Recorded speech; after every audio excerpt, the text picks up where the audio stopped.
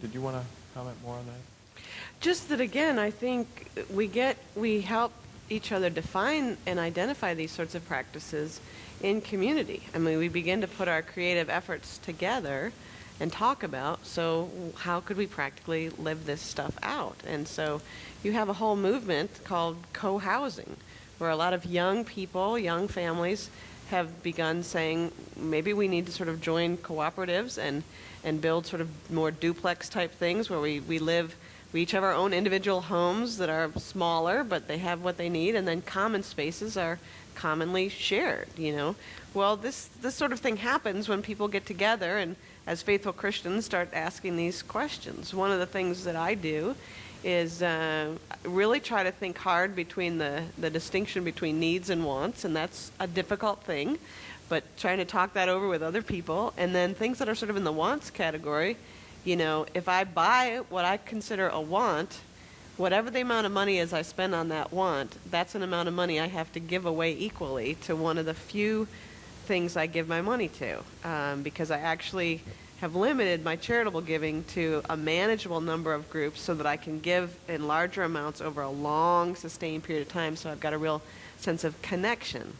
And so, you know, if I know that the $40 sweater is really going to cost me $80, it can be kind of a helpful little check on the fact that I probably don't really need it. So, you know, those are the things that come up when you're hanging out with your friends. So there and there and there. You spoke about freedom and our understanding of freedom in seeing slavery as disorder or making the wrong choices. But the majority of the people in our churches today are enslaved. They are not free. And to try to co-op with so many new ideas with people who are not free, I need some practical steps on how to be able to help these people to become free. Sometimes it's hard to give practical advice not knowing the situation and the nature of the community or the specific relationships. But it seems to me that in a local church, to start in a local church, I think that the leaders of the church, both the clergy and lay leaders, need to be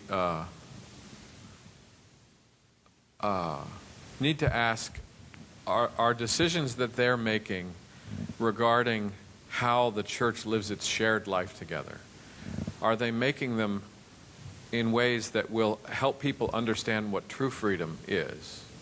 That is, true freedom is the ability to live in a way that's consistent with the creatures God's made us to be, that's consistent with our nature. So that, you know, the truth that makes us free is not the truth that gives us more options. The truth that makes us free gives us, aligns our lives properly. So are the decisions made in the church, are they helping people both explicitly and implicitly to understand freedom properly, or are they adding to our culture's false understanding of freedom? Now, I'll pick on something here a minute. I'll be leaving town soon, so I can do this now. I think one of the more tragic and misguided projects that churches have engaged in the last 20, 25 years is the very explicit idea of marketing the church, or having what's called a market-driven church, or that is reducing the work of the church to a kind of freely chosen commodity. And I think that has added momentum to the idea.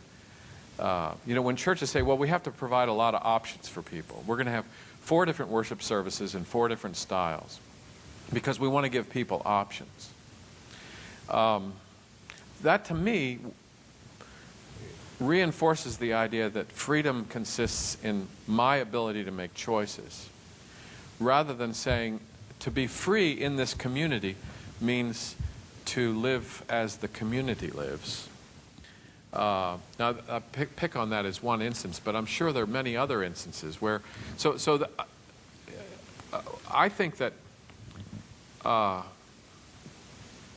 again, I'll start with the church rather than individual, rather than you as a basic unit. A lot of these issues I don't think we can deal with individually. I think we can only deal with them as communities.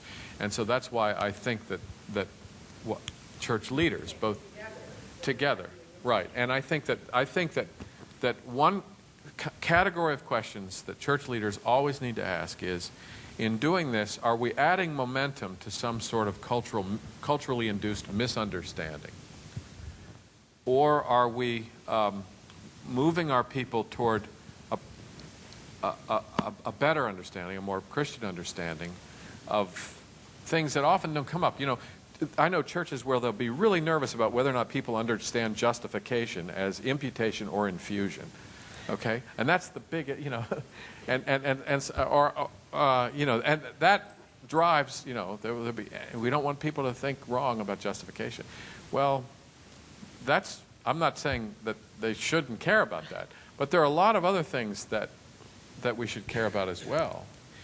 There are a lot of other disordering ideas, and the idea of freedom's a big idea in Scripture. Mm-hmm. It's like the biggest idea in America. So, you know, again, I would say, is what we're doing, is the shape of what we're doing sending the right message? Or are we doing it because we know our people have a misunderstanding, but we want them to come out anyway? Mm. And a lot of things, not just churches, a lot of organizations do this. Mm-hmm.